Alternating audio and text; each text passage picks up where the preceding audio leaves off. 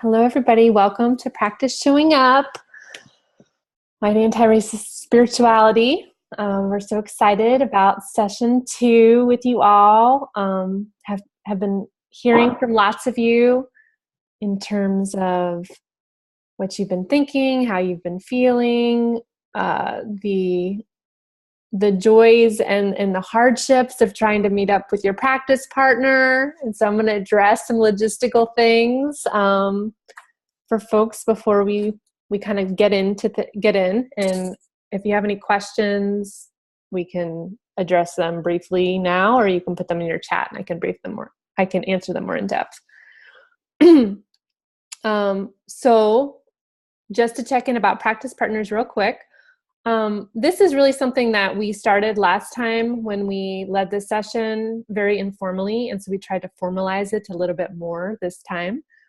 However, there were some glitches. Some folks wanted to partner with certain people and then told us later, and other things happened as well. And it's all good. So it's just really just a loose frame for here's someone to connect to if you can.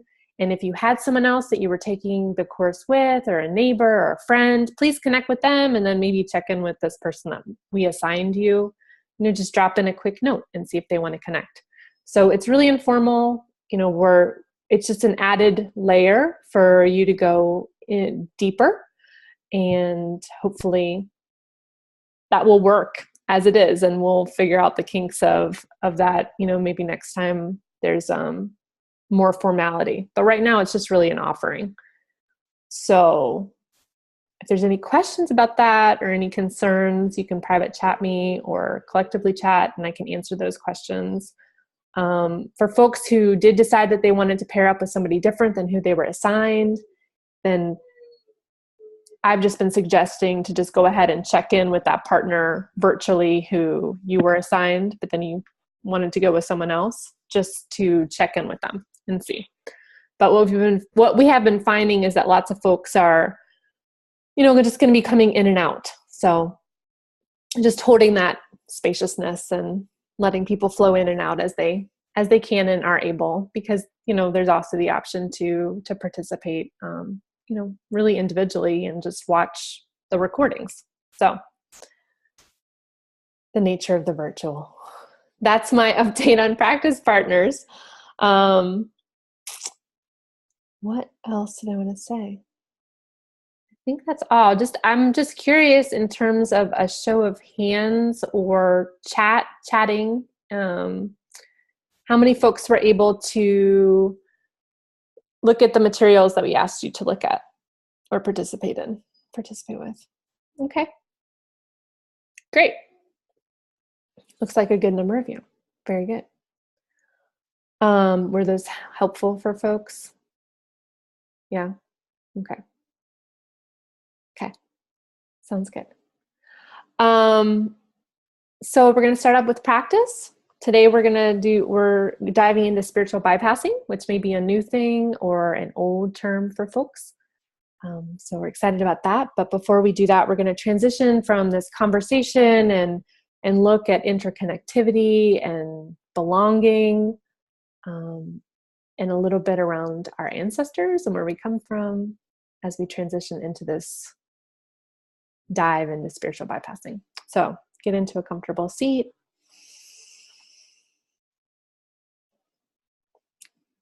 Let your eyelids fall downward. You can gaze down or close your eyes.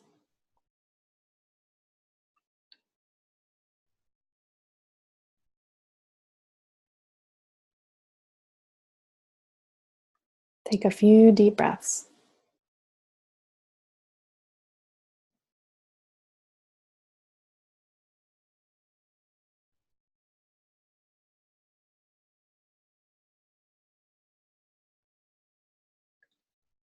Make any small movements with your face, your body as you need. Kind of settle into your bones a little more.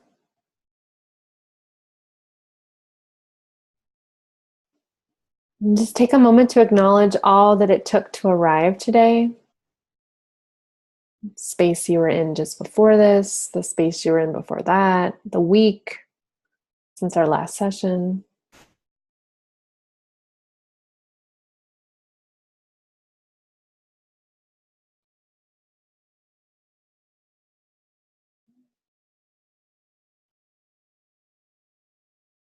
One of the offerings that we'd shared was an ancestral practice to connect to your ancestors, whether they were known or unknown.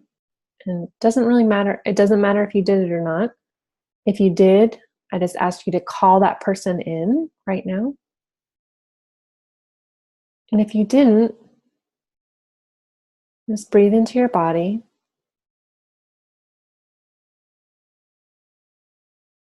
Just taking a moment to acknowledge who you come from and where you come from.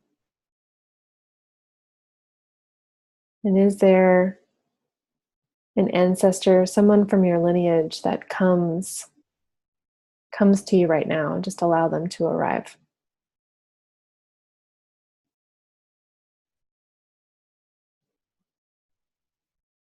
Who you come from and where you come from.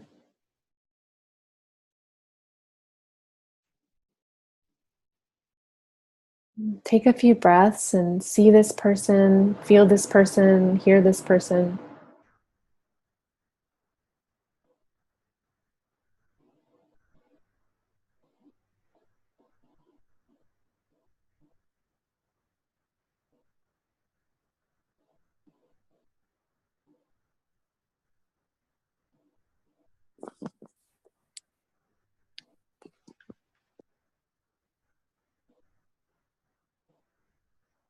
So we all come from a place, we all come from people, and we all come from journeys that have helped us arrive here today.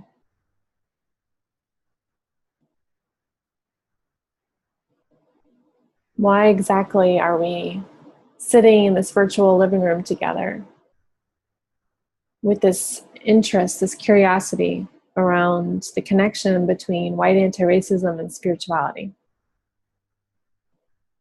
What is it about this work that we're feeling called to embody, to live into, to connect with others around? Who do we come from and where do we come from that brings us here tonight?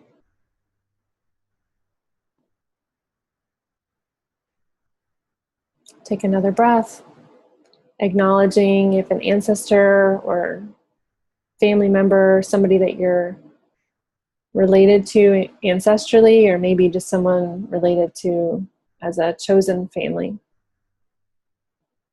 has arrived, giving gratitude for the ways that they've helped you arrive tonight. Taking a deep breath into the body, feeling the hardness of the ground underneath you, the temperature of the air around you.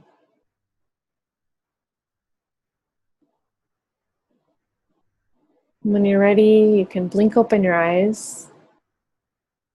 And just take a moment, about a minute or so, to answer this question. Who do I come from? Where do I come from? And how has that brought me here tonight? I'll write that in the chat and I'll repeat it again. Who do I come from? Where do I come from? And how has that brought me here tonight?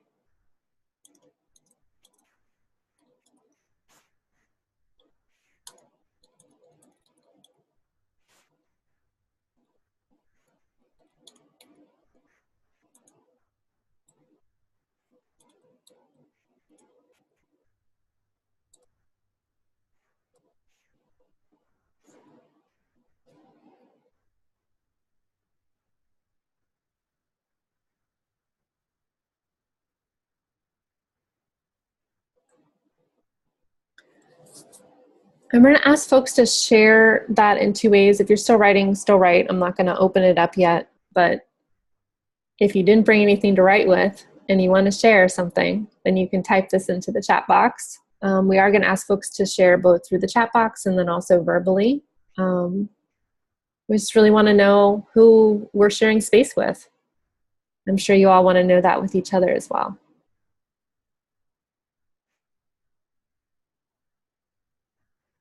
So take another minute to reflect. Who do I come from and where do I come from and how has that brought me here tonight?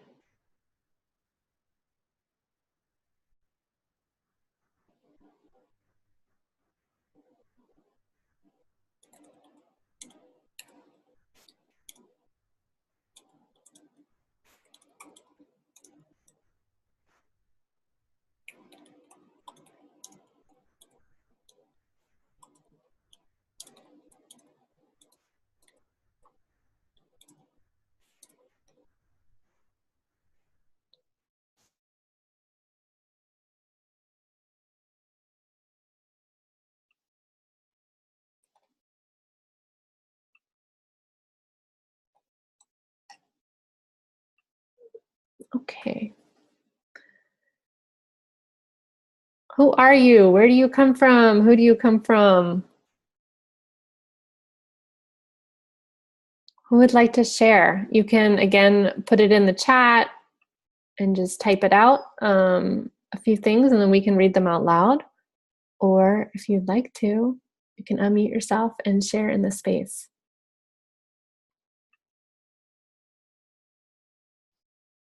I'll start off with Sarah. I come from Jews persecuted in Eastern Europe that resettled in New York and Chicago, and I have a strong sense of justice as well as assimilation because of this. Thank you, Sarah.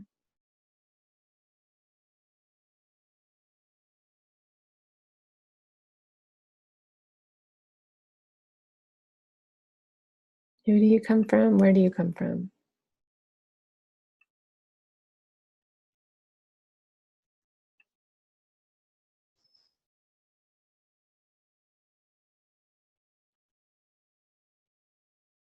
Sally, I can't tell if you're raising your hand because you want to share.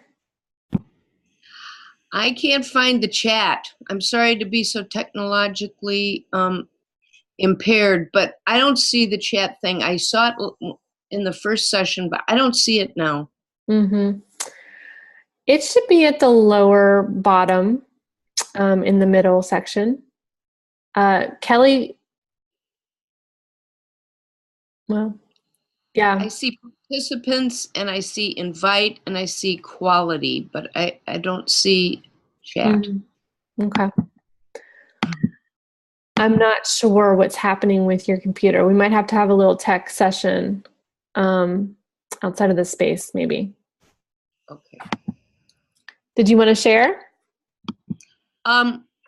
Yeah, I did the podcast before, and honestly, I mean, I'm a longtime meditator. I've been meditating for more than 30 years, but nobody showed up for me. I mean, my ancestors didn't show up for me.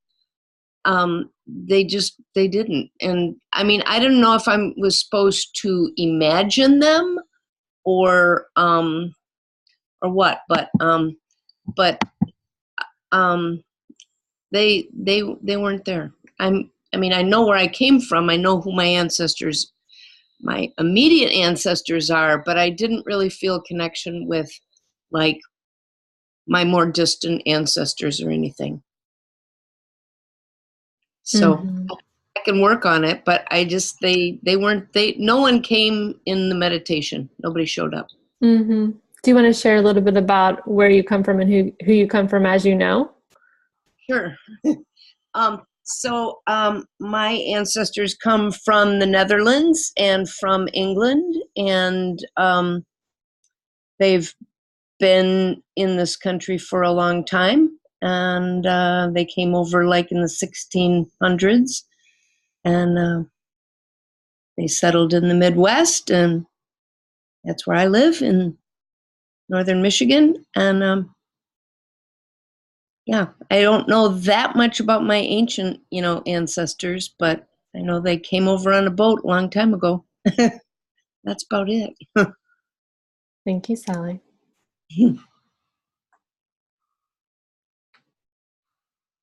Yeah, and I think the thing with the meditation is that it's just really an offering to step into the imagination for some folks. For other folks, you'll have a different sense of someone actually arriving. It's just about kind of entering into Yeah, something that you know or something you don't know, but just an offering there. There's no right or wrong. Yeah. Can I share? Mm-hmm. I'm from Oklahoma, and I come from an adopted family. So it's kind of I've been trying to work through this whole idea of ancestors when I really don't know who my blood relatives are. But I was raised by a mom and dad who were 48 and 49 years of age when they adopted me as a baby.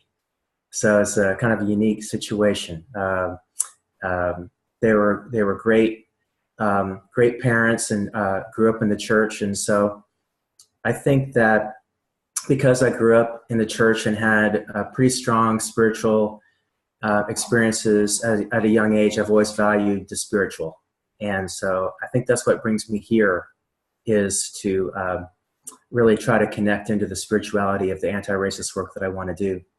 But the other thing that I wanted to share really quickly with that meditation practice, I was drawn to the woods.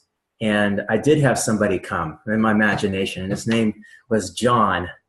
And he was an older man. And he said, one of the first things he said to me is, I knew I would find you here in the woods because our people are, take care of the woods. We take care of the forests. We care for trees. And that's why you've always had this reverence for trees. So, I mean, that was kind of the direction that exercise went. And it was really cool. And so when you said earlier today to draw up that ancestor, I pulled up that imaginary ancestor named John first. So, so that's what I wanted to share. Thanks so much, Kevin. Uh-huh. Looks like we have a few more folks who have entered into the chat. So Emily says, I come from British and German ancestry. I imagine I came from the fighting spirit, the Bodhika. I don't know. I come from the rural poverty whiteness. I come from conservative Christianity.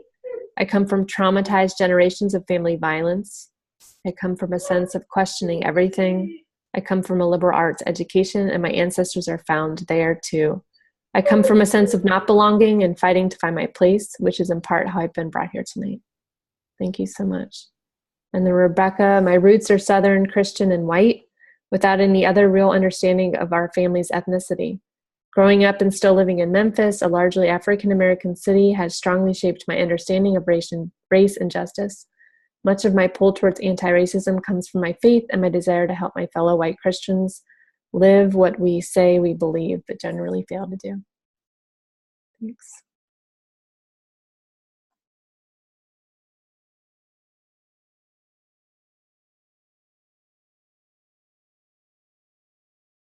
Molly? Wow, voice is not working. But I appreciate Kevin sharing that your ancestor meditation got a little abstract, because that is exactly how mine went as well.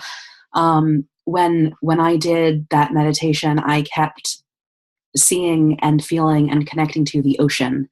And I thought about that because my people from way back, my grandmother is from Norway most recently, but before that, on my father's side, we are from Dutch and German settlers. My mom's side of the family is English and Welsh and English and Scottish. They settled in Pennsylvania coal country and in the South. So there's some stuff there. And both my father and my grandfather were sailors, and I am captivated by this idea that my people came from almost entirely from the other side of the ocean. And when I think about how much disconnection there is between me and the various sides of my family and the stuff that they did, I think about how some were farmers, but others, were not.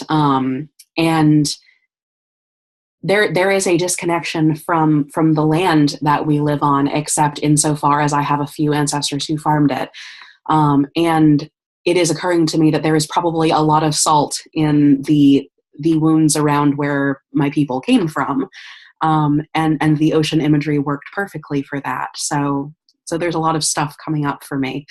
The ancestor that I connected with is somebody who I never knew in real life, but who I knew to have been a very angry, abusive person, based on stories that were told by my grandfather about him.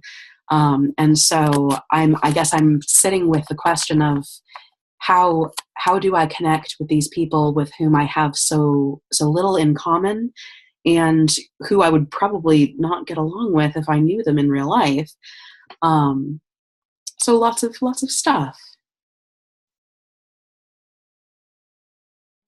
Thank you so much, Molly.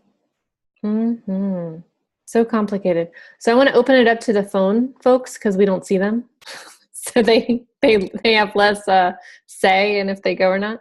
Is anybody on the phone? I have you all on mute, but does anybody want to share? You can unmute yourself.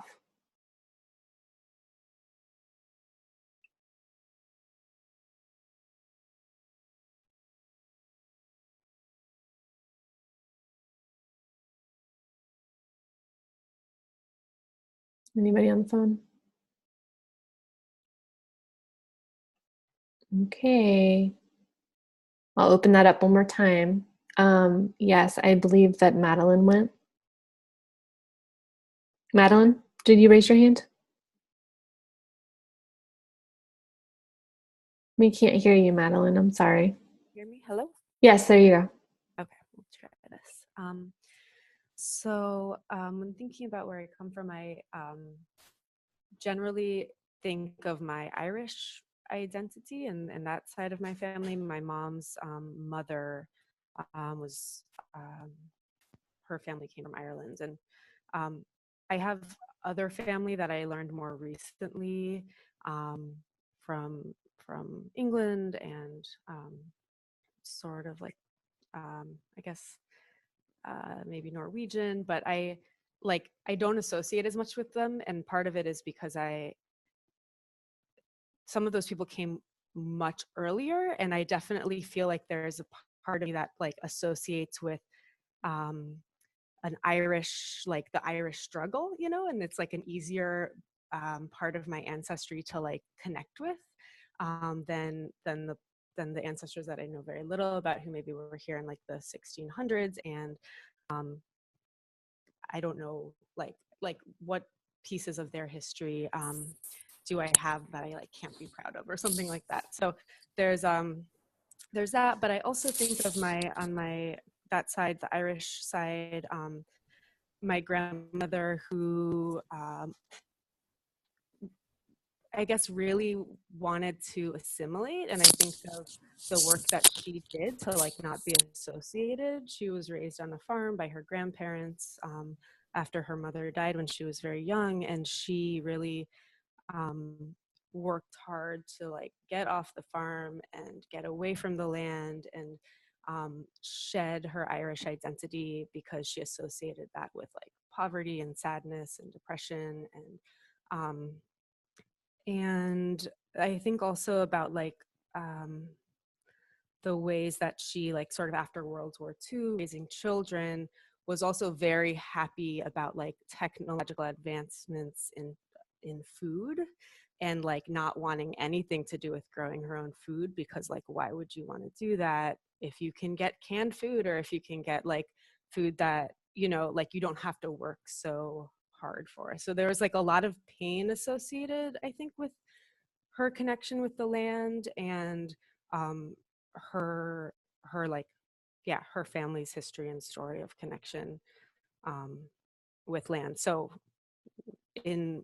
I guess that's a piece of what brings me here. I have like tried to reconnect with pieces of that like Irish heritage, but also am always like trying to understand better my family's connection with farming and the plants that they knew and the plants that they worked with that healed them. And but there's like a piece missing. There's like information missing because when I ask my mom, she's always like, "Oh, like your grandmother wanted nothing to do with that." So yeah, that's a little bit. Thank you for sharing that.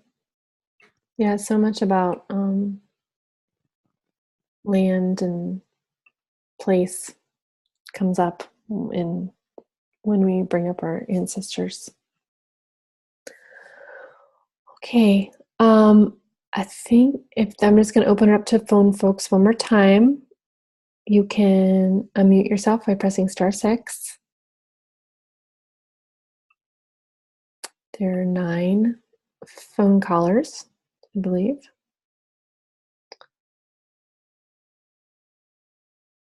Anybody like to put their voice in?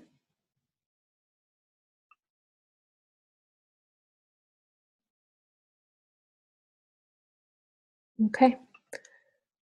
There will be more opportunities tonight to do that. So,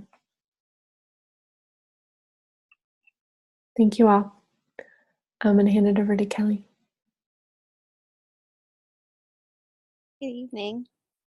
Good to see your faces. So for the rest of the evening, we're going to be kind of swirling around in this topic of spiritual bypassing. And when we thought about planning out the curriculum for this, we intentionally wanted to start with this topic of interdependency, interconnectivity. But we also knew that we needed to quickly follow it up with spiritual bypassing, because that's quickly how our spiritual traditions, most of them as white people, we can go down that rabbit hole if we don't balance it with the reality that even though we are all interconnected as humans, we are spiritually bound together, and simultaneously there are very real material divides between us. And so we want to dive into that. And I think I want to start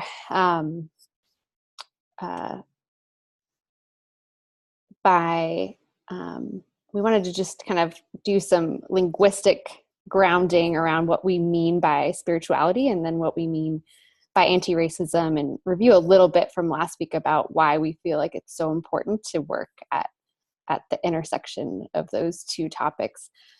So last week we talked a little bit about the concept of anti-racism work, and how this is really about undoing this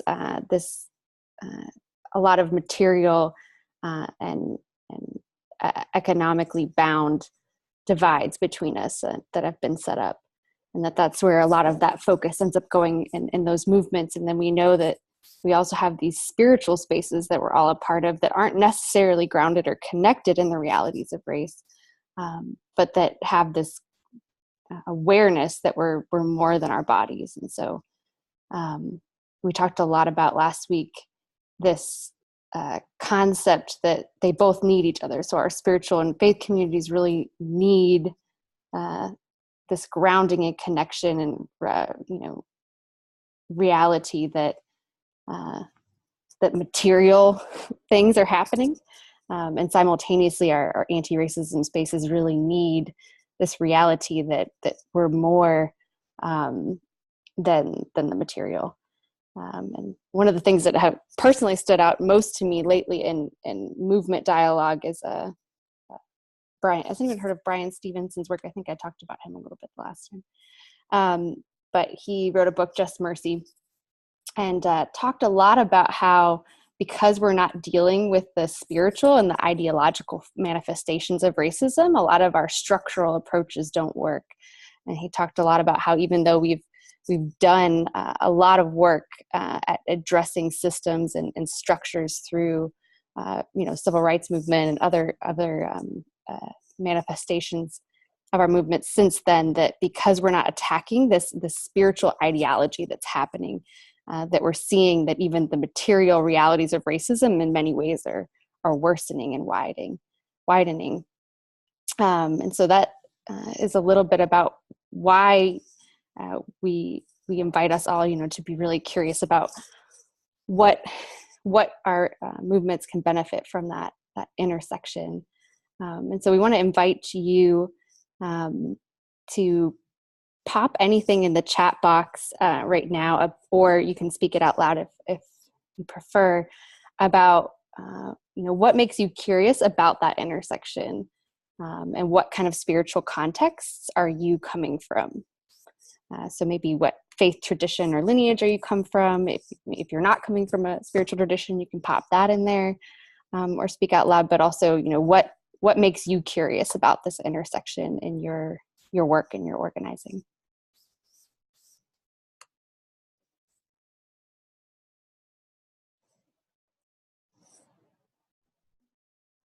Would anyone like to start us off?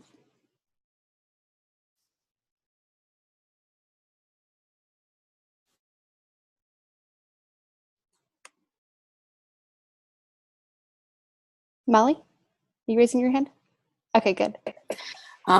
Yeah, sorry, I wasn't sure if it was like raised enough, but so I come from two different spiritual backgrounds. I am a Unitarian Universalist seminarian, so I am learning to be a UU parish minister, and we do a lot of anti-racism and anti-oppression work in our congregations, and I am trying to learn how to make this spiritually relevant to congregations that are largely white, because UU is a massively white denomination.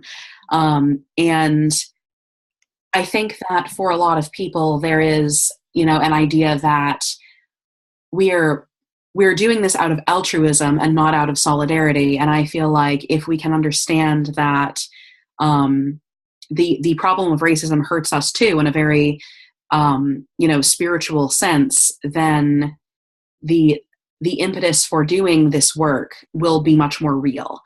And at the same time, I also come from a pagan background, and that work has a lot to do with reconnecting with ancestral connection and work around the religion of ancestors prior to the colonization of Christianity. And so I think that these things are very interrelated, not necessarily overtly, but I feel that they are in a deep way. Thank you, Molly. We had a couple people in the chat to share with us. Kevin Orr shared that he is from the United Methodist tradition, which I am currently a part of as well. And so I'll share a little bit about my story a little bit later. Yordana shared that she comes from a spiritual background, mostly with practicing yoga, meditation, and energy healing in the last few years with some ancestral healing. Dan shared that he is Jewish with a Buddhist meditation practice and connected to a Christian contemplative community.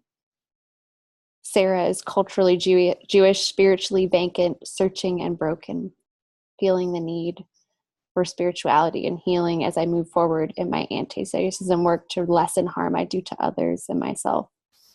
I feel you, Sarah. Thank you for being with us. Michelle shared that she is traditional Celtic Gaulish pagan, not modern Wicca, working with ancestors, earth energy, and planetary energies.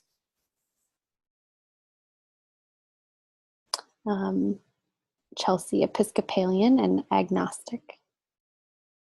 Does anyone else want to, we have maybe time for one or two more people to share briefly about what faith tradition or spiritual tradition you come from, and why you feel it's important to examine the intersection of anti-racism and spirituality.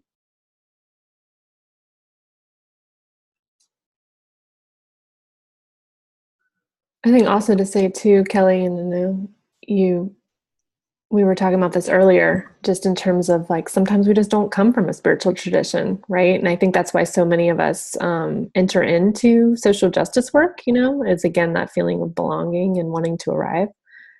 And yet, there's something about this that brought you here in terms of the spiritual element. I can say something. I'm a United Methodist minister, and the first 10 years of my ministry, I was a community organizer. So looking at this kind of intersection should come really naturally to me, but I found myself often bifurcating things and thinking about action steps when I was in moments of spiritual crisis around organizing issues. So I think just my own awareness that it's hard to do and having support from others is really important if you want to try to live in those intersections. Yes, thank you, Rebecca.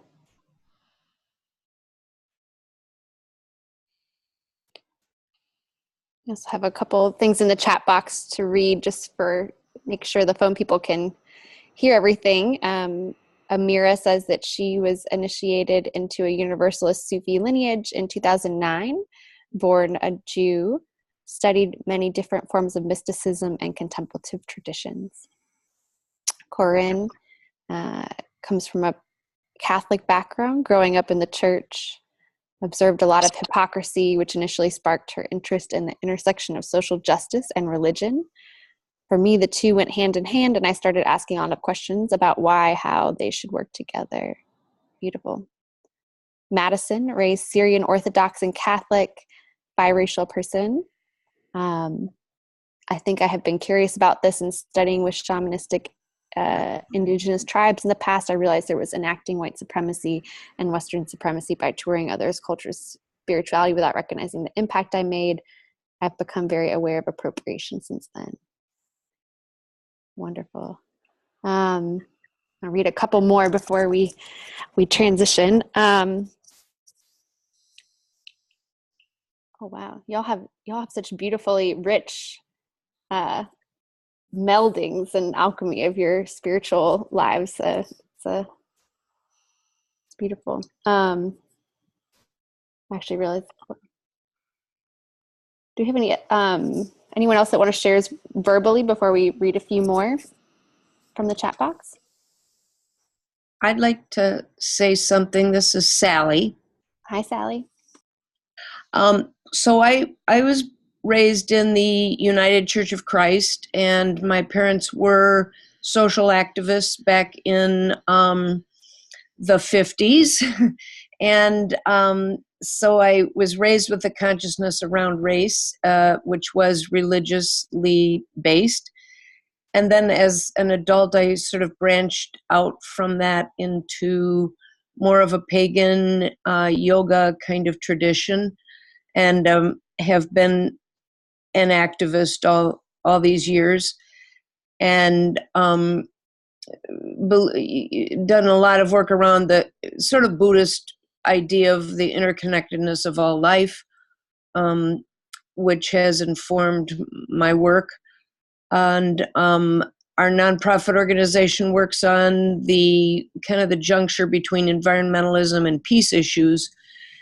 And so I came to this because I wanted to bring depth more. I wanted to learn more about how spirituality does sort of address racial issues, and I have been mostly in a white culture. Though where we live now, there's Hispanic and Native American, but not so many African Americans here in northern Michigan. So we're working a lot on anti-racism issues here, and I just wanted to see how that connects with a spiritual base. So that's why I came to this. Thank you, Sally. I'm going to read a few more before we transition, but just so you all know, you will get an email with the chat box, so feel free to spend time post our time together just kind of stewing on the diversity of people's spiritual backgrounds in the group. Madeline was raised Presbyterian. Her mom's side is Catholic. One of my aunts who had a deep connection with was a nun who did social justice and anti-racist work as an educator. I am very inspired by liberation and theology and rad nuns. Me too. recently I practice yoga and meditations and have been doing some ancestor work and starting to honor pagan Sabbath or Sabbat to connect more deeply with what I might have been and have been my ancestor spirituality. And Michelle says she's interested in examining how the double cultural and spiritual trauma of Roman and then Christian invasions may have led to the fear and violence being experienced here. Well, that's some root analysis. And the last one I'll share before we move on, because I know there's so many in here, is Jay, and he is a Christian that grew up United Methodist, continues to work in United Methodism, and the church is actually where he first had conversations on race and experienced anti-racism training. Wonderful. So I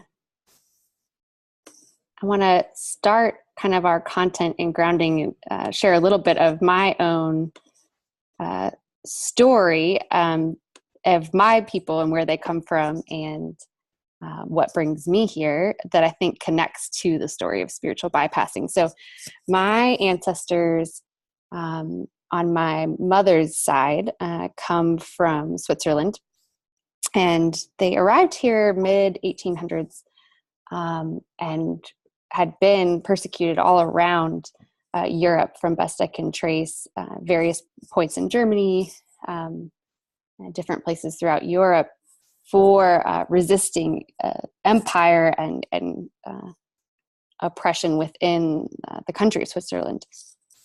And so there's a lot of documentation of just their reflections on choosing to not take up arms, choosing not to militarize themselves, refusing to be part of the military of the Swiss government, and claiming that this was a very spiritual choice of theirs, that they were also choosing to spiritually decide that they were going to plant their own food and gardens and resist a lot of the economic forces going on, and that because of that they were persecuted around and ended up here settling in the Midwest, many of them now known as Amish or Anabaptists, though my particular lineage, from what I can trace, seems to have separated out and gone the technological route and distanced themselves from the Amish people. So they all live still really close to one another, but some are Amish and some are not practicing, and have shifted into other Protestant versions of Christianity, particularly like Moravian traditions. And I noticed with my grandfather and grandmother, so similar to the stories of some of you all have this very tricky relationship with that ancestral, because they were just so intensely bigoted and violent. It's amazing to me how quickly my family's lineage could go from being adamantly like Jesus is anti-weapon and anti-military to I am so taking up arms and Jesus is about violence and Jesus doesn't like Black people and I'm going to call Black people all these racial slurs. And it just, to me, realizing, I think as a kid, I thought that, racism was just like so old. It really made me realize like, oh my gosh, it's really was just in a couple generations that my family could like have such a stark shift in consciousness around what spirituality was. And it really made me start to question what's going on with Christianity in the United States, and where, like, as many of you have been talking about, what's the root of what took this Christian story in Rome and just co-opted it and made it something else. And so how that connects to like my own struggle with spiritual bypassing is I notice in myself the very same thing that my ancestors did when they came to the United States. So when they came, it was very much, out of persecution and fear and trying to survive and assimilating into white in order to do that. But there was this like myth that they bought into that if you just hole off and like grow your own gardens and keep to yourselves, that you'll be safe and you can just make it and adopt this ideology here. And I noticed that popping up for myself a lot, particularly before I came into anti-racism spaces. It was like I was constantly trying to figure out, like, something's wrong with the world. How can I, protect myself from it? How can I set up my life in such a way where I'm like building this little utopia somewhere? How can I, buffer myself from what's really happening here? And as I started to get more and more awakened to what was going on with race, that continues to be a struggle that I'm constantly feeling at the intersection of. And so I resonated a lot. One of the quotes we really wanted to pull out from the article we shared with you was the one that she wrote, that she once heard a white-skinned teacher say Buddha was not talking about systemic oppression or social justice.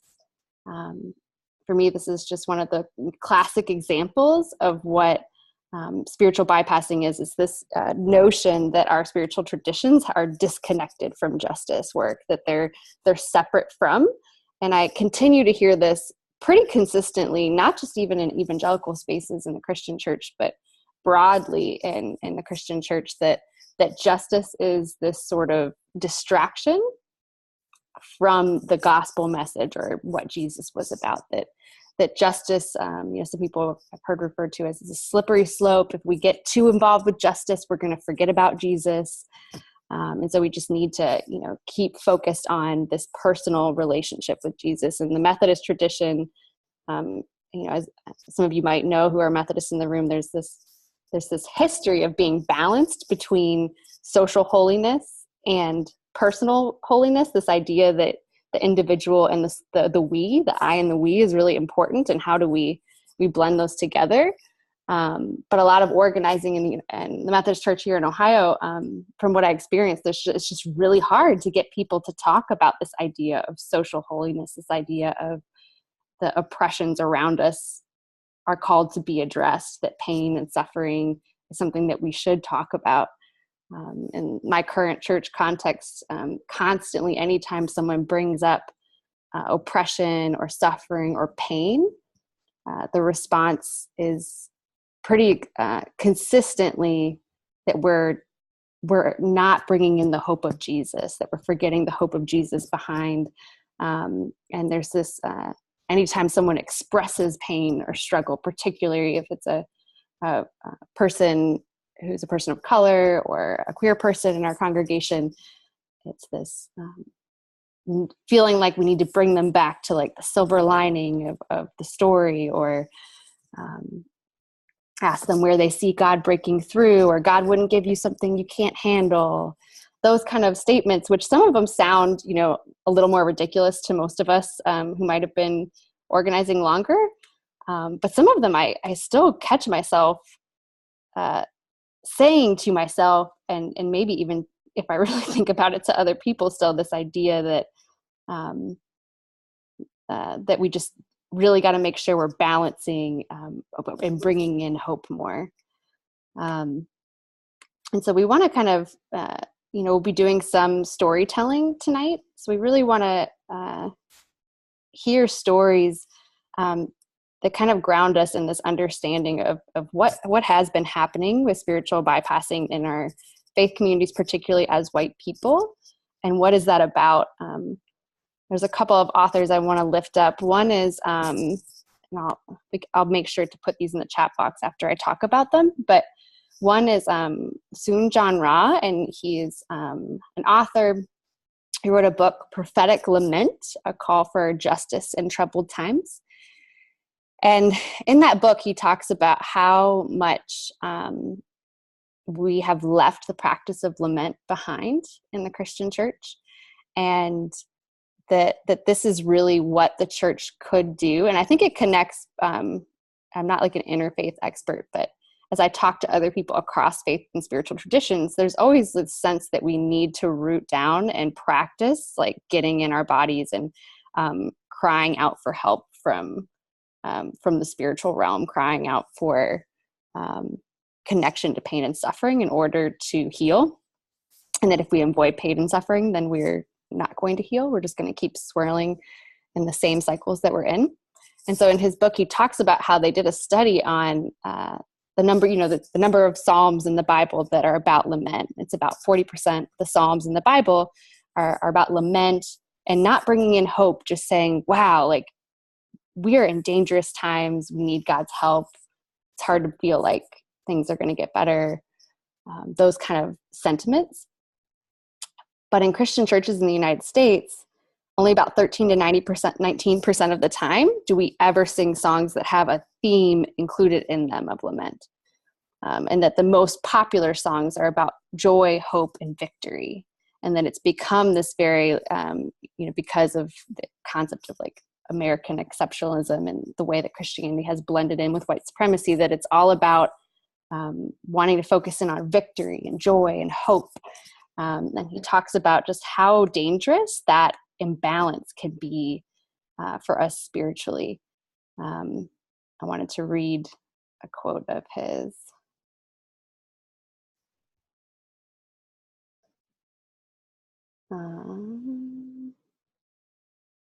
I can find it. He says, those who live in celebration are concerned with questions of proper management and joyous celebration. Instead of deliverance, they seek constancy and sustainability. To only have a theology of celebration at the cost of the theology of suffering is incomplete. The intersection of the two threads provides the opportunity to engage in the fullness of the gospel message. Lament and praise must go hand in hand. I'll pop that quote in the chat box there. But another author I want to lift up that also talks about the importance of lament is Navajo organizer and faith leader Mark Charles. Has anyone heard of Mark Charles? No. I'll put his information in the chat box as well, and we'll be sending out some resources on the email tomorrow morning. But he talks about how much white folks in the United States don't think of ourselves as impacted by what has happened here. We don't think of ourselves as traumatized. And when he talked about the symptoms of white America, that it very much align with trauma, this like symptom of denial and shock that trauma victims go through, the symptom of anger and agitation and easily being triggered that we see so often happening in white America, in our churches, this anxiety and fear, avoidance of trauma triggers, feeling disconnected and numb and depressed, and guilt and shame. Like these are all like classic symptoms of trauma, but that we tend to associate them ideologically with people of color. We think this all happened to people of color. They're the traumatized ones. And what he really exhorts people to do is really consider what is happening for white people in our churches and in our faith communities and just broadly in our country, what's happening for white people. And as I looked at those symptoms and looked at the symptoms of spiritual bypassing, they're just so similar. This avoidance and kind of dissociating into this other spiritual place and feeling like we can escape the spiritual and very physical realities around us.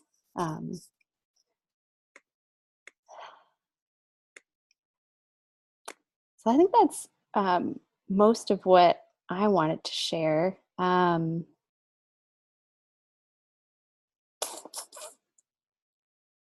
think I'll pass it off to your Dana to share a little bit from from her spiritual background, what this has been like, and kind of be able to open up some time for us to be able to share stories with one another about how we see this showing up, and also how we see ourselves being able to address spiritual bypassing and heal through it and move through it as white people in the movement.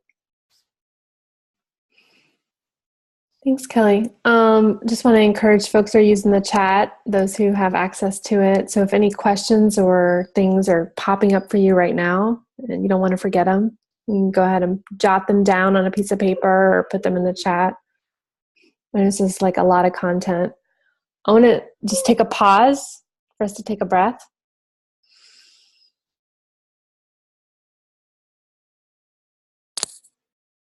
And just observe what's coming up for you.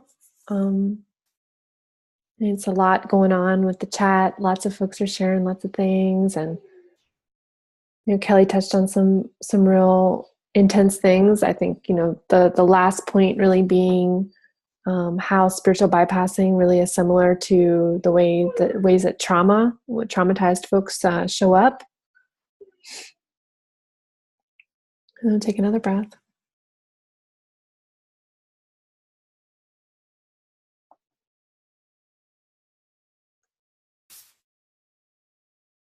Thanks.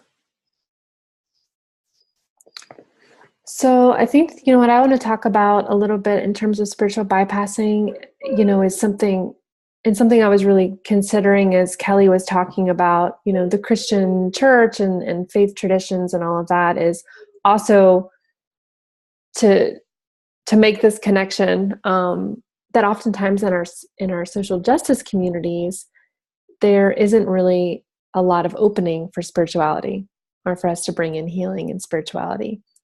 And, I really came to this work with this hunger and this desire to, and a seeing of how both of these communities really need each other, and that we're not so separate, we're really connected, and that we need each other so deeply. Because in spirituality, in spiritual tradition, in faith communities, there's so much holding, sustenance. It's the practice. Spirituality is a practice. It grounds us, and we'll be reading something about practice for next time. But the practice of showing up to ourselves and showing up to each other, and showing up to something larger than ourselves, whether that be the earth or spirit or something different. And in our justice communities, there's an analysis, there's an intellect, but so oftentimes in our organizations, there's a fear that we don't want to really, go deep even there. I would say, even if you open the doors of the church, or you open the doors of the nonprofit, or you open the doors of the grassroots organization, there's this fear. We don't want to admit that oppression exists here. We don't want to admit that oppression exists within our bodies. We don't want to admit that oppression exists within our thoughts. Because to do that would be to say that we've not arrived, or that we're not woke enough, or we're not matching up with the values and missions that we're saying we're about.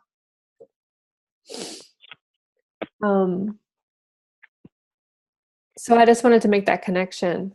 For me, spiritual bypassing has happened a lot in yoga, in circles of, at yoga trainings I've been to, in meditation communities, where I've often asked this question. A teacher will arrive and will say, you all have arrived here because you were called to. You were enlightened or chosen, to arrive in this space.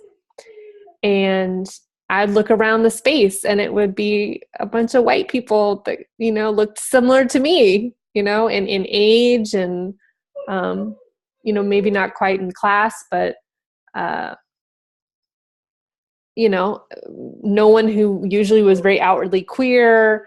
And I'd question, okay, where is everybody else, And I would ask that. And in the discussions of karma, which some of you may or may not be familiar with, which is this idea that, in this concept and belief that we all have a karma. So we all come from a place, and this is predetermined. And also, as we go along in life, we're constantly changing our karmas. That the karma of folks is what helps people arrive to a place or not. Which is also very, connected to this white individualistic kind of ideology. Hold on a second.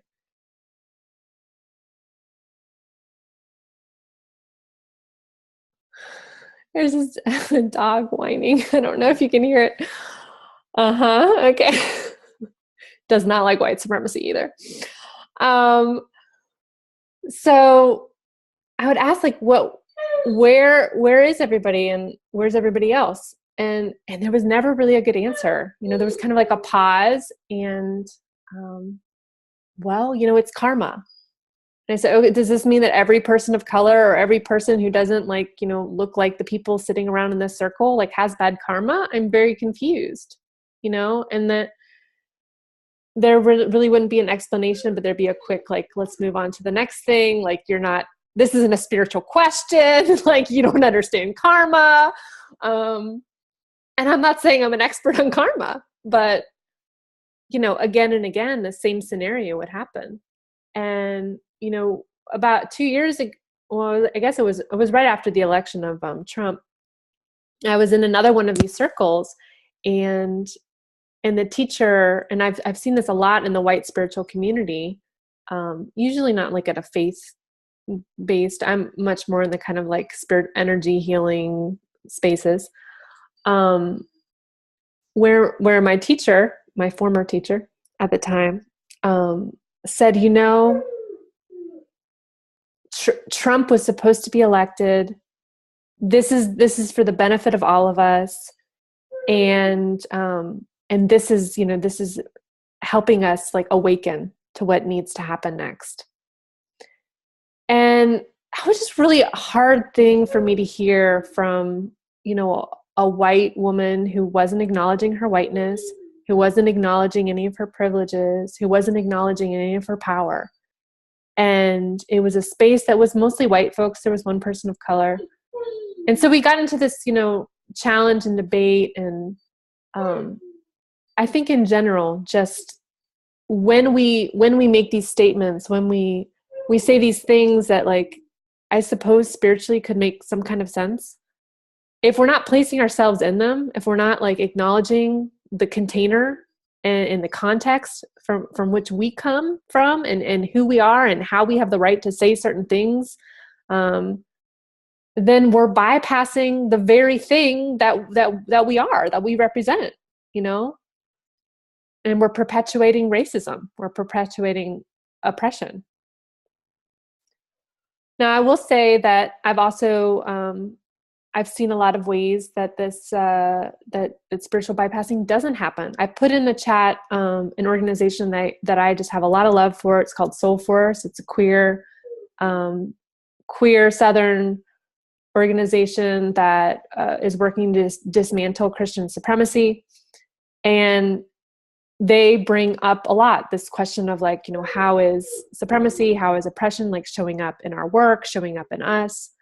And then I will say also that Liberation School, which is a project that I'm a part of, that is it's a spirituality and healing school for change makers.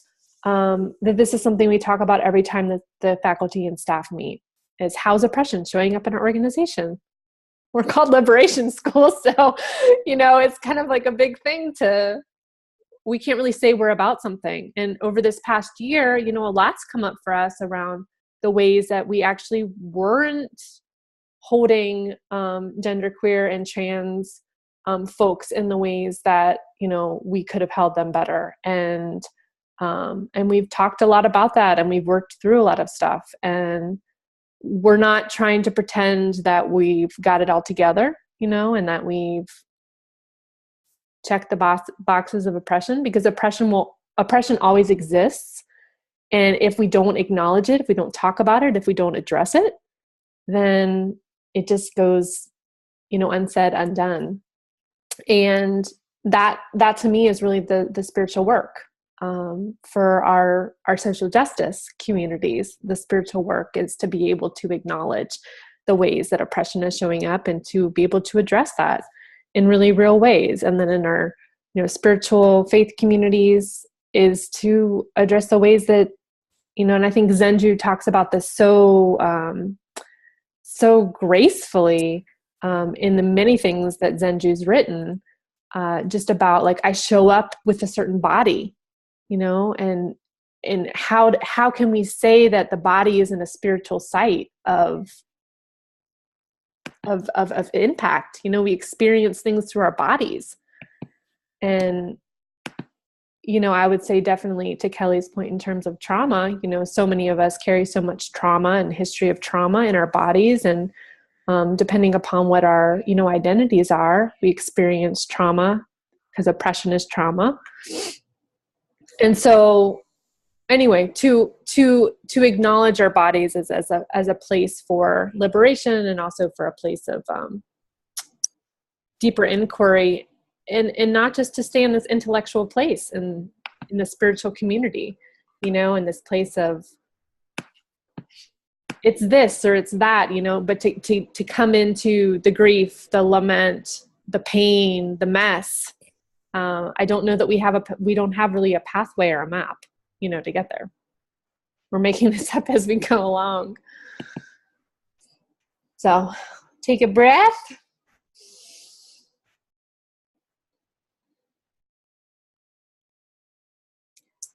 So I think Kelly and I would really just love to open it up for folks, who are grappling with these questions of spiritual bypassing in your communities, in your work, in yourselves.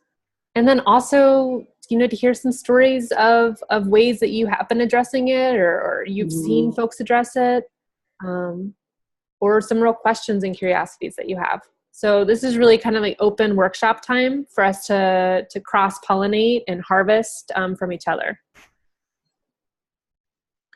So you don't have to raise your hand. You can just pop in. I can go. Can you hear me?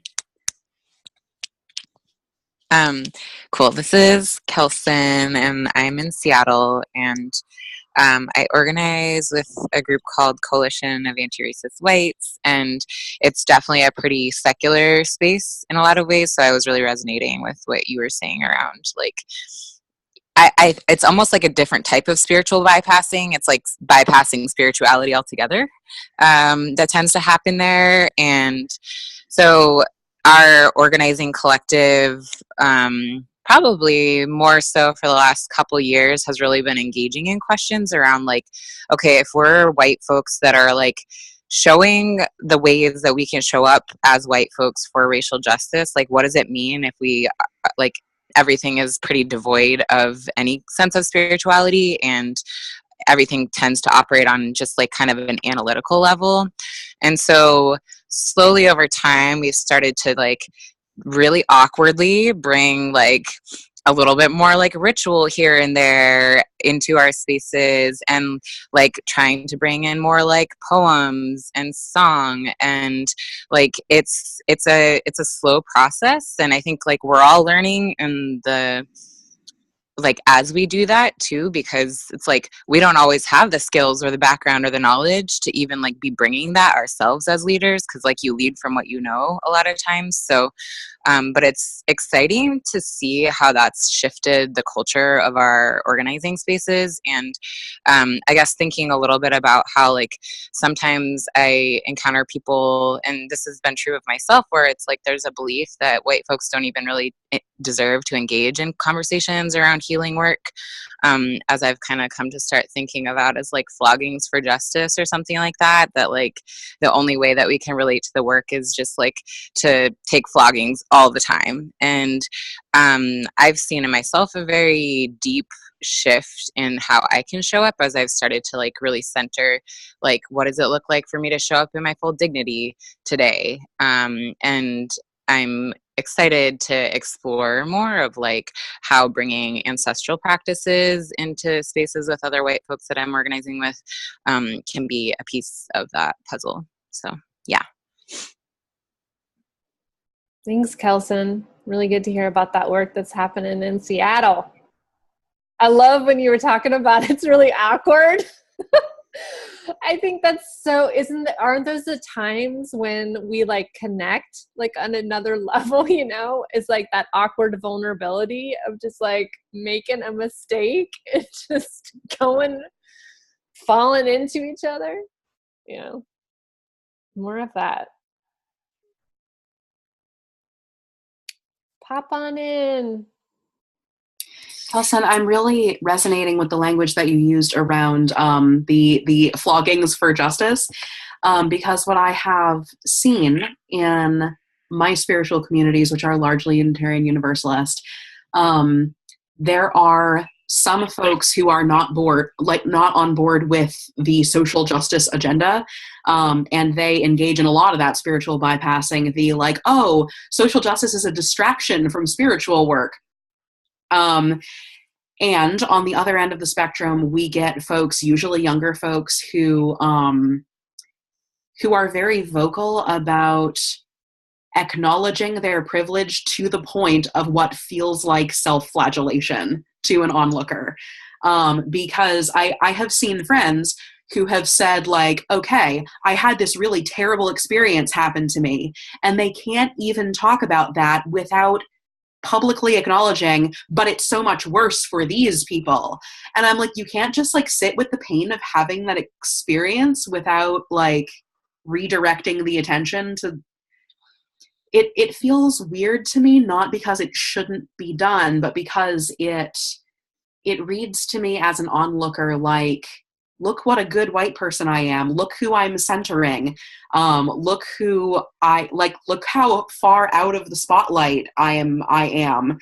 And it seems like it is doing a disservice to the hurt that they are feeling in their spirit, by saying, oh, but these people have it so much worse.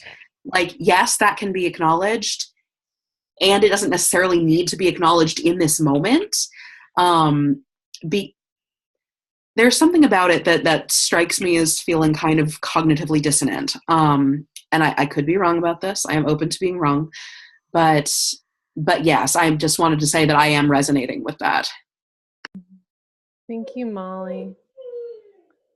Yeah. The word that comes to me is belonging and displacement. And I just posted this article. It was written a while ago by John A. Powell, who was talking about belonging, and I'll share it out in the email. Yeah, but just this feeling of like, I don't belong anywhere, so how can I just like not belong anywhere? Invisibilize myself, but in the invisibilizing, I'm visibilizing so much of like my disconnection.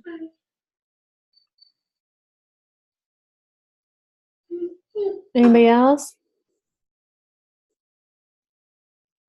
I can share something. I don't know if you can hear me. Yes, we can hear you. Who are we cool. hearing? My name's Anna. I'm in Tucson. I'm on the phone. And I just really appreciate the two things that were just said. And I started kind of recently thinking of, I love this idea of spiritual bypass and this way that like fortressing ourselves with all the right things and the most anti-racist thing, and like needing that for our sort of, like I find myself doing that. It's almost like I feel like it's going to be that like a type of salvation or a type of redemption, to be right, and to do the right thing. And I think sometimes the policing, like of myself or of other people, or the policing that I feel like sometimes I felt, or maybe policing is not the right word, but like surveillance or these sort of like real rigid, like correcting around anti-racist practice feels sort of similar to this bypass, but in a different way. It's like a different type of self-protective move. So, and I'm not sure if that is like fleshed out enough, but it just has sort of a similar quality, which for me is why I appreciate this intersection so much, because I believe that all of the spiritual practices and healing practices that I participate in like deeply need an anti-oppression lens. And I love them so much. And I feel like a lot of the ways that I find myself, like the personal work that I need to do in the ways that I engage like social justice and anti-racist work, benefit a lot from sort of the embodiment practices and the ability, I think where it is like the ability to sit with something that we don't like. And it feels like if I am accepting of the ways that oppression expresses itself in myself or the people I'm talking to, rather than shutting it down or proving that it's not there or pretending that it's not there, it's like another way of, like not being with that full spectrum of a self, which I think is very much connected to this idea of embodiment, of being human, and of being of dignity, of being full and complex, which is another iteration of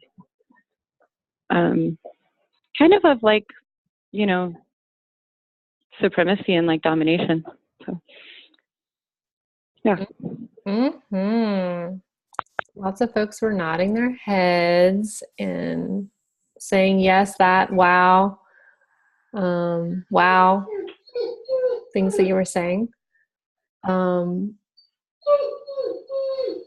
This dog though, y'all. Your dog is practicing the practice of lament today. It's not my dog, but yes. Anna, I would also encourage you to flesh it out, because I think what you're saying is really good. I would also encourage you maybe to write something about it. But yeah, really good what you were sharing, and then there's some readings that have been suggested, which we'll compile and put those in the email.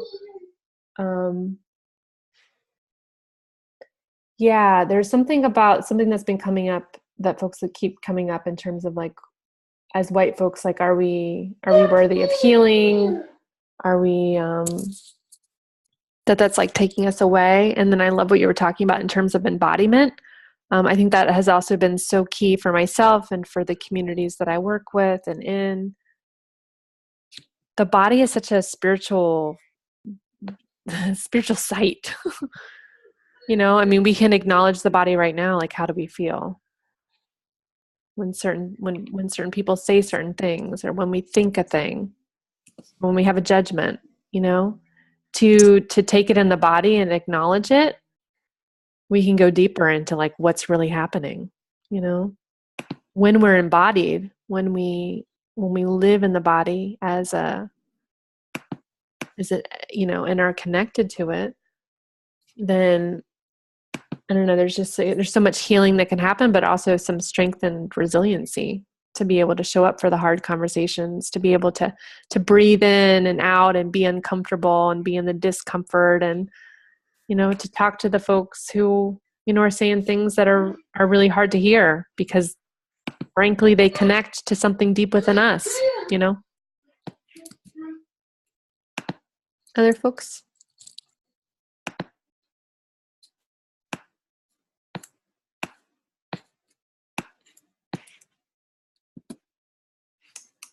I can go. I'm Kelsey. Can you hear me? I'm in Grand Rapids. I think I've been seeking a spiritual practice. I meet with a group every Friday, and I've always talking about let's give ideas for spiritual practices that we're doing and try to, share those things. But I do anti-racism work and social justice work in the church. I work for a denomination, so it's just why have I not been considering my immigration organizing work spiritual work? And I think I do, but I feel this just is really affirming that, and I think I've been separating. I feel like a spiritual practice is me by myself with doing something, but I think those things are really important as well. So I think I like to try to find something independent, but also really recognize it is spiritual work, the anti-racism and organizing. So I'm feeling gratitude for this recognition and appreciative. Thanks, Kelsey. Do other folks feel that way as well? Anti-racism and spiritual work? Mm-hmm.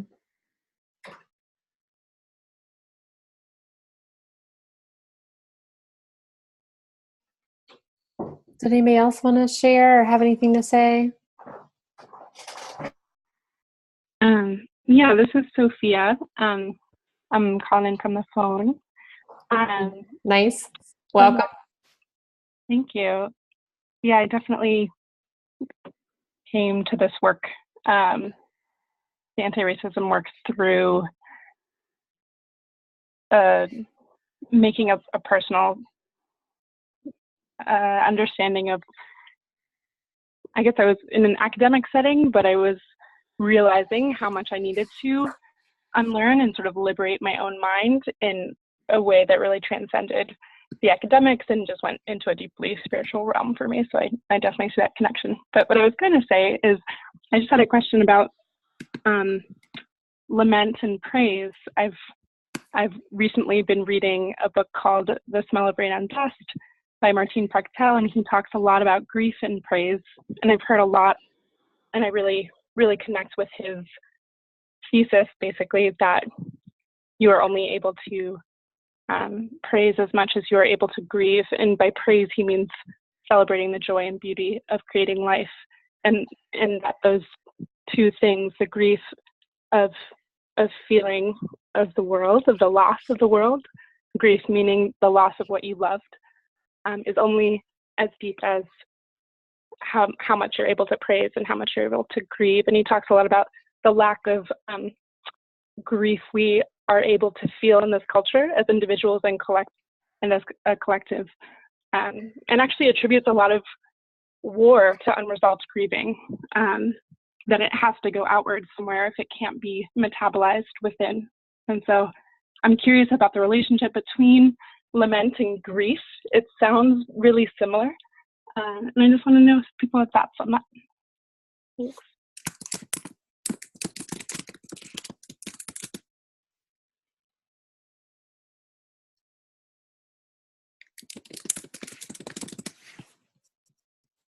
Well, I wrote in the chat box, grief. Who's doing the grief work? Yes. And what you said about war, I mean, I think that's so key. It really goes back to this displacement, because if we have no place to be held in our grief and in our pain, then it's just going to again accumulate in our bodies, and we will suffer, psychologically, spiritually, emotionally, and physically. There's no place to go. Other folks have some responses for Sophie? I was just reflecting on how, our spiritual communities really should be one of the places where we're most able to grieve with others or lament or whatever you'd like to call it. But at least in my experience in churches, that's not usually the case. But one of the few times with my faith community where I really experienced that was the night after the presidential election. We had kind of an emergency service available to people where there was prayer and singing, but really what was most comforting to me is just so many of us were able to openly weep in church, which is not something that usually happens. And even in that moment of hopelessness, that was almost the most comforting thing to me, was just to be there crying with other people and thinking about why is that so hard for us to do, and why aren't we able to do that, more often in situations of injustice and pain. Thank you, Rebecca.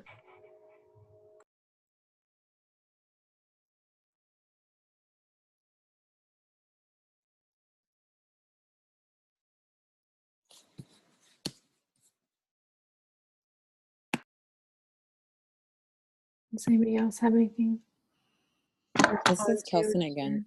Yeah. I was just going to say that in terms of grief, I think, again, as somebody who's probably done more of this work in secular spaces, just thinking about how I myself and how other people I know have internalized criticisms of white women's tears. And this is like layered and complicated for me as a person who doesn't identify as a woman, but like still have certain socializations, being like a female assigned at birth person, and just thinking how like so many people I know have interpreted those critiques, which are not like necessarily wrong, but as like, don't cry, and so I'm wondering if other folks resonate with that, and then noticing for myself what that has done to actually like really bottle up emotions that I think really need to move. And I think that in general, like white folks doing things that are like compartmentalizing our feelings and numbing our feelings out is like counterproductive in the grand scheme of like achieving collective liberation. And so I've personally had to do a lot of work to like, you know, hold that critique for what it is, and like, you know, figuring out how to be like, you know, strategic about in what spaces am I expressing certain emotions without like over policing myself. And it's been a process of like unbottling these feelings that I used to express a lot more freely before I internalized those critiques in that particular way. Mm-hmm. Kelson, you also wrote a really good article on the subject, of which, if you'd be willing to share it, I'd love to add that to the resource list. Folks have some cool, yeah. Folks have some thoughts on this. White women tears.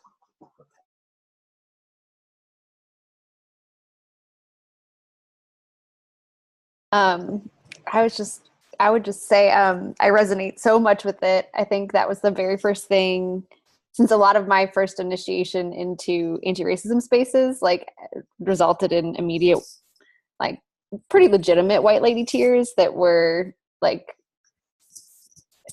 messy, you know, because on the one hand, I wrestled with, you know, what was going on with that from a race perspective. And I wrestled with, you know, how much we socialize fragility to be associated with emotion and female typically associated things, and how much we don't associate it with what I think can be equal fragility that we tend to associate with men, which is staying in the intellectual. And so I think for me that concept of white fragility feels so messy and tricky in this conversation. And I think it's just so important that we do the work that you're talking about, Kelson, of teasing it out, because we absolutely need emotion. We need white women to cry. You know, we don't need to be shutting that down. Thank you for sharing. This is Amira. Can you hear me? Yes. Yeah. Okay.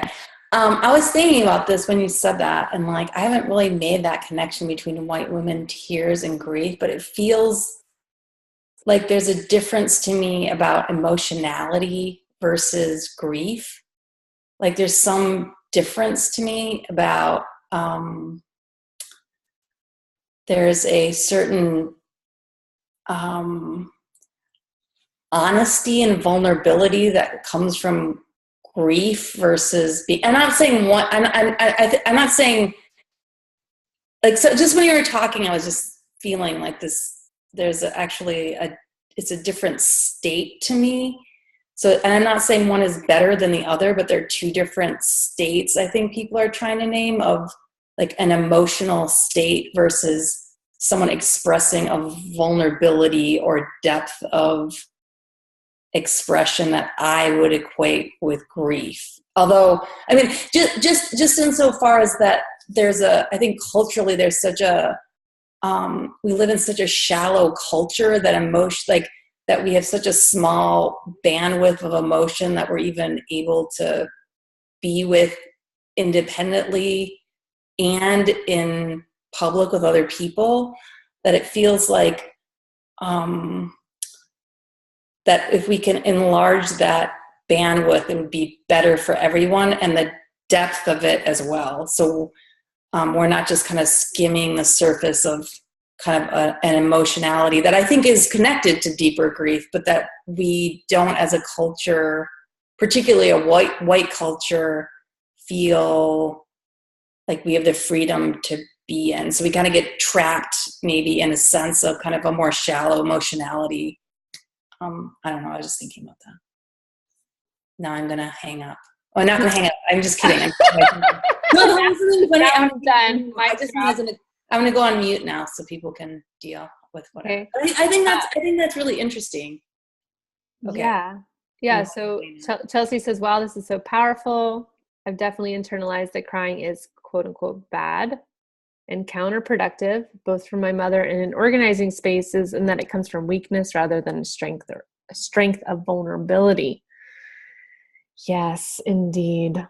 Oh, can I jump in? Mm-hmm. Do we have time for? Is it on this point? So, yeah, it was just in response to just what came up. Yeah, a lot came up for me thinking about this, like, grief, trying to really think about what that means to me and what is the function of that, because the more I say the word, sometimes it loses its depth of meaning. And what is the difference between that, the last person, I'm forgetting your name already, was highlighting between this white women's tears or whatever that what we're calling that, and grief. And I was thinking, one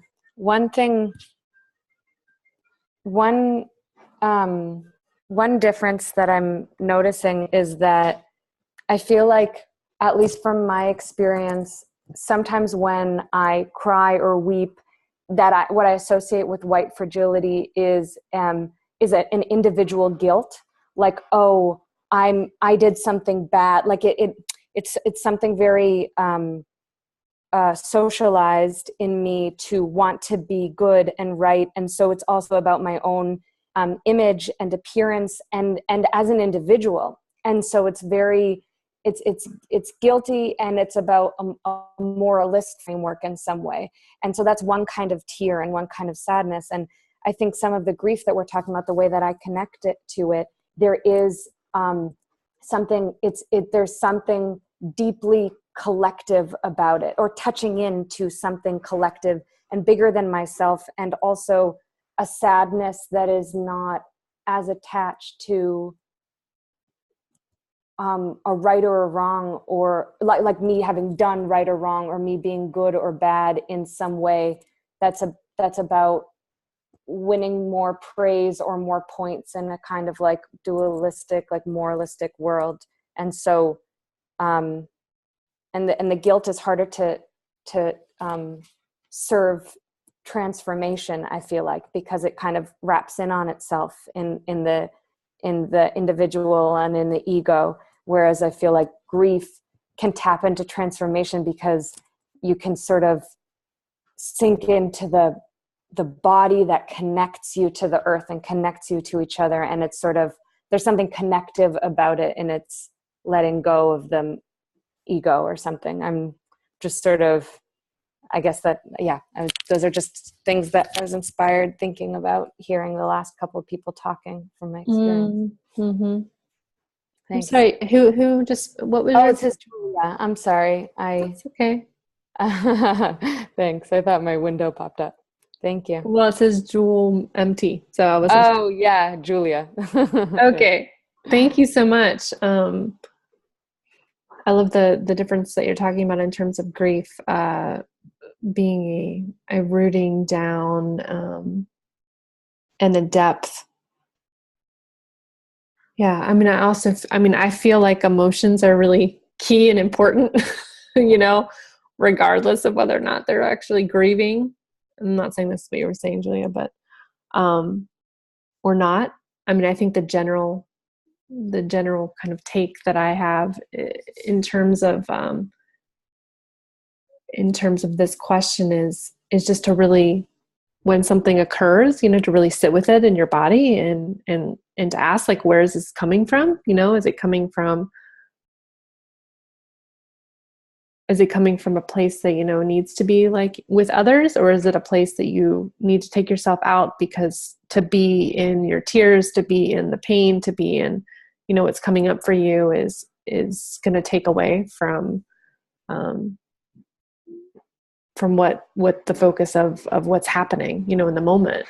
But I have found that when people are talking about, like, there's just so much trauma, in this work. And when folks are talking about that trauma and expressing that trauma with each other, there's a connection that happens with each other. Hi, this is Sally. Hi, Sally. This reminds me of the work of Joanna Macy, who's a Buddhist and works with the idea of despair and empowerment. And she's been at this for a long time. It's the idea that we, because of the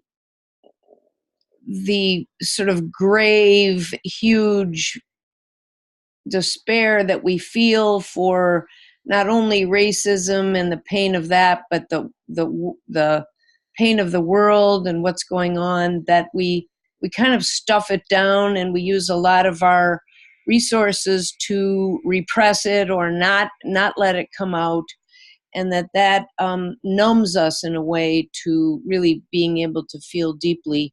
And her work is around going into the despair and then really voicing it, feeling it, letting it out, and then going through that to ultimately a place of empowerment where you feel the compassion of all the people who are so grief-stricken about what's going on.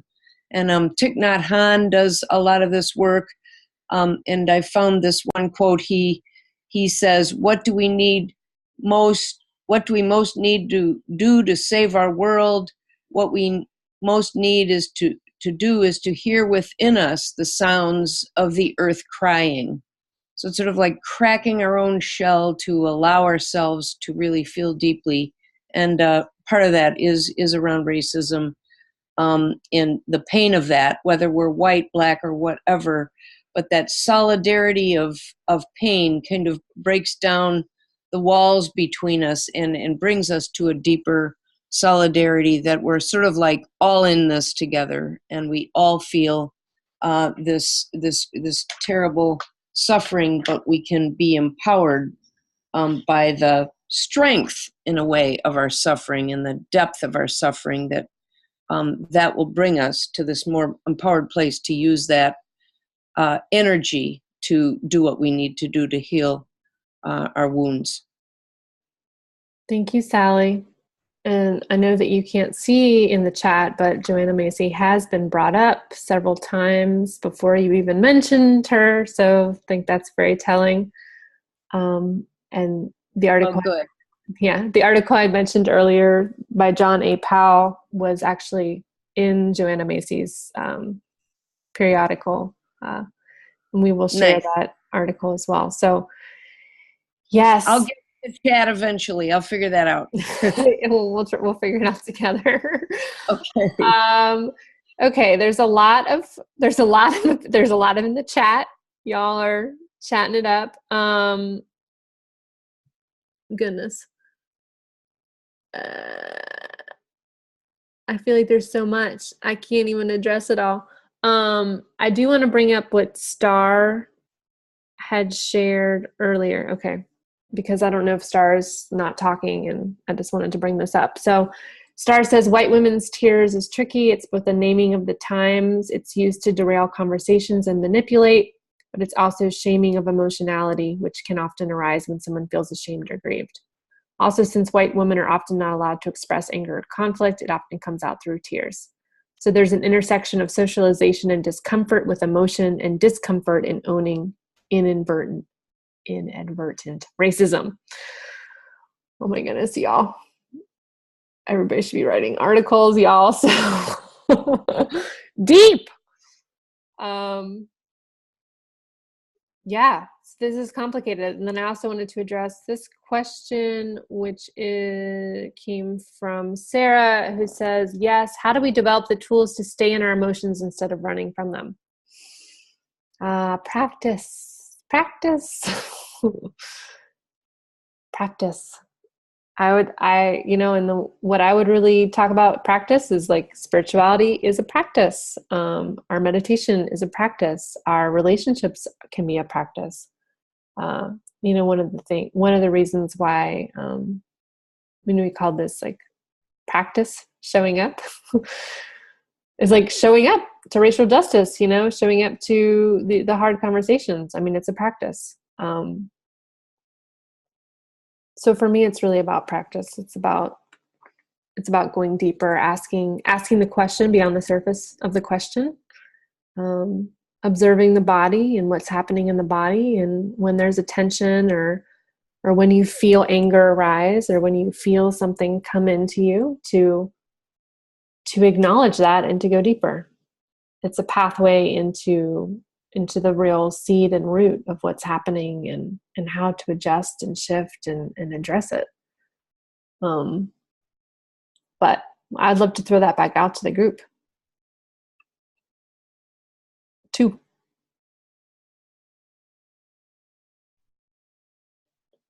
Star says that has no voice, so we're being your voice a little bit.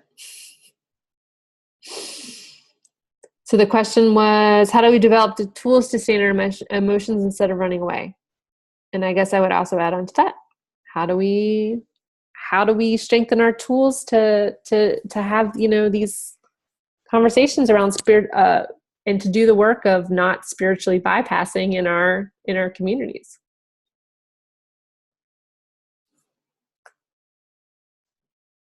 One more person. Tools. Hey y'all, this is Emily from St. Louis. So when I think about, so I'm a therapist in training. I also came up through the Ferguson uprising. I was very much on the streets with my friends during that time. And then I entered grad school for therapy right after that. And so something that's been huge has been, talk of self-care. And I think we could spend a lot of time unpacking the issues with how it's been kind of commodified as a phrase. But I think a lot about how a lot of folks use self-care or do self-care that is disconnecting from being in those feelings, and really connecting with pain and connecting with difficult, discomforting feelings. And so a lot of what I talk to friends about, or talk to my clients about, is how really sitting in those emotions can come through, different things like journaling about how am I in pain today, and just having that be a free writing prompt. How am I in pain today, or how is my community in pain today?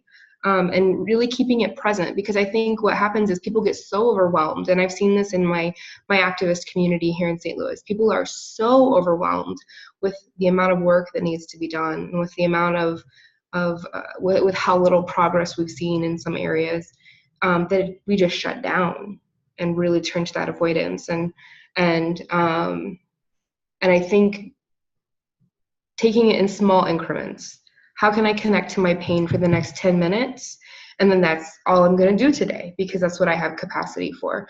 And not having such I think, in the sense of what we've talked about in the chat a little bit, and also has been brought up here, the self-flogging of constantly needing to grow and needing to acknowledge whiteness and acknowledge privilege, but allowing it to come in smaller increments that isn't so overwhelming, and that allows us to be with it fully for 10 minutes, or for 15 minutes, whatever it may be. I think that's some of the things that I've talked about in my community here. Thanks for sharing that, Emily. Well, we could go on and on and on, and we shall. But I do want to hand it back over to Kelly, because we want to do another practice to help integrate all of this. So you can go ahead and get yourself in a comfortable seat again, relaxed, and just taking a few breaths to back in after this conversation, noticing where any emotions and pain might already be stirring in your body. Reminding ourselves that this is trauma work. This is not a merely intellectual exercise that we have just engaged in. Again, you can close your eyes or keep your gaze somewhere in the room around you. I invite you to just take another deep breath.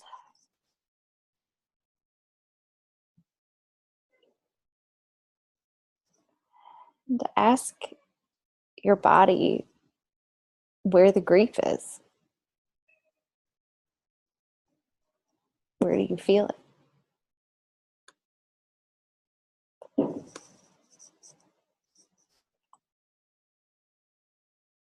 And sit with it.